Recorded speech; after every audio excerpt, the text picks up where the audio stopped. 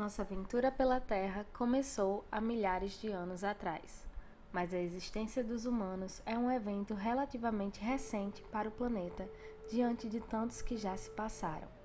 Alguns organismos que nos acompanham nessa jornada estão aqui muito antes dos nossos ancestrais.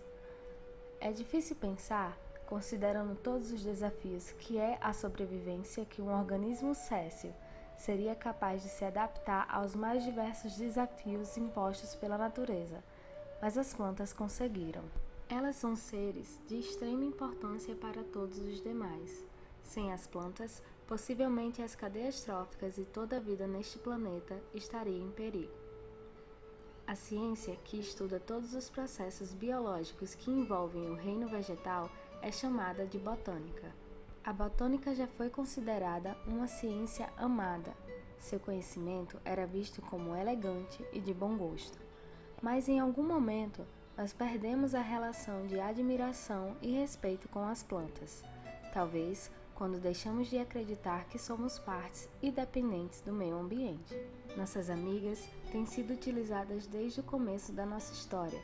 Exploramos os mais diversos recursos que poderiam ser utilizados para a medicina, construção de casas, alimentação e muitos outros. Mesmo tão presentes em nossos cotidianos e na biosfera, algumas pessoas parecem não notar as plantas à sua volta, tampouco compreender seus processos biológicos, ou acreditar que elas são merecedoras de atenção tanto quanto os animais.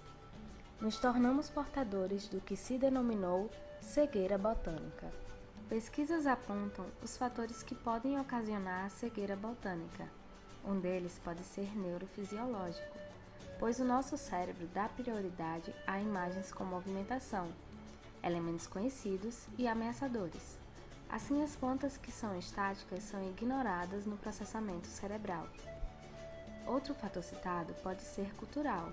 Um exemplo são os macacos bugio, que aprendem desde cedo com os pais quais plantas devem utilizar para a alimentação e quais podem ser nocivas para a saúde. Muito semelhante à nossa espécie, mas no mundo urbanizado em que vivemos, estamos cada vez mais distantes da natureza, e as folhas, raízes, caules e frutos que conhecemos já estão à nossa disposição nas prateleiras do supermercado. Então, não associamos a que plantas pertencem esses produtos. A preferência na mídia e no ensino por animais também é um fator, pois caracteriza o zoocentrismo e agrava ainda mais a cegueira botânica. A consequência desse problema no âmbito escolar para o ensino de biologia no Brasil e no mundo é um círculo vicioso, onde os professores com formação insuficiente em botânica não conseguem nutrir o entusiasmo e interesse dos alunos pelo conteúdo. Esse desconhecimento torna-se mais preocupante quando analisamos suas consequências fora da sala de aula.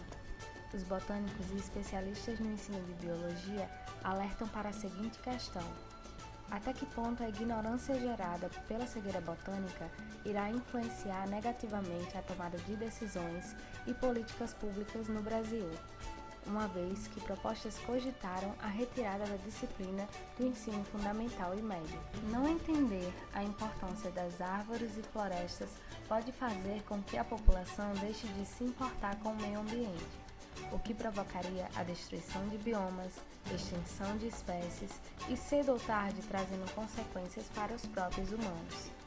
Desta forma, medidas a médio e longo prazo são discutidas e devem ser tomadas para reverter o atual quadro. Estas envolvem o ensino de botânica com atividades de campo e laboratório para que os alunos tenham mais contato direto com as plantas, assim aumentando o interesse, e a demonstração da importância histórica e econômica dos vegetais para a nossa espécie. Também envolvem a contribuição midiática, já que possuem enorme influência na moldagem de tendências e comportamentos da sociedade.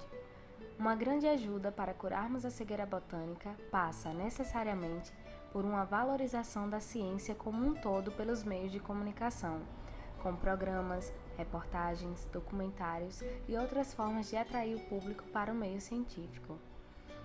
Talvez com essas medidas as plantas passem a ser vistas como realmente são, isto é, componentes ativos e de extrema importância dos sistemas biológicos e sociais.